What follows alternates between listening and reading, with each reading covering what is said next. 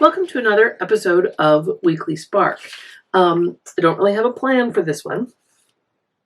This image came out of a fashion magazine, and I have Xeroxed it in a slightly smaller scale. I love the kind of line of sight that's implied here with her upraised eyes. I also love that it's not like really heavily made up and it's not too much of a fashion magazine. Although she's wearing makeup, it's not, over the top. And I'm thinking that I might transfer that over there so that her line of sight kind of ricochets. I'm not sure. I'm going to cut these out and then see what happens next. I have this blue page that I think I'm going to use. This was excess paint that I just smeared all over the page. Because her eye is so blue, I think I can make that work. So I'm just going to play. As I'm going to actually listen to some music in my iPods, and so I will do a voiceover if I need to for any other parts of this. But in keeping these videos kind of more sustainable, I want to have some art journaling time for me as well as sharing it with you. So if I'm watching something on my iPad or listening to music, then it gives me the art journal time that I need to kind of ground and get centered, but then I can also share it with you after the fact. So it's serving two purposes. So here we go. Stay tuned.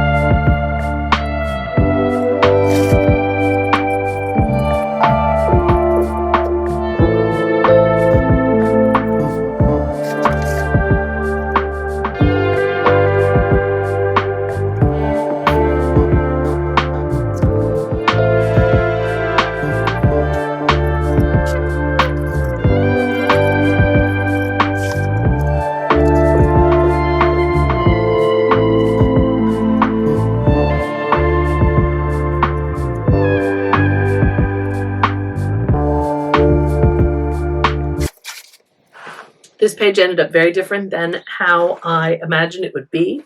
I'm sure I explained that when it was happening in the video. I found a lot of good synonyms for both vision and see, and so those are the border.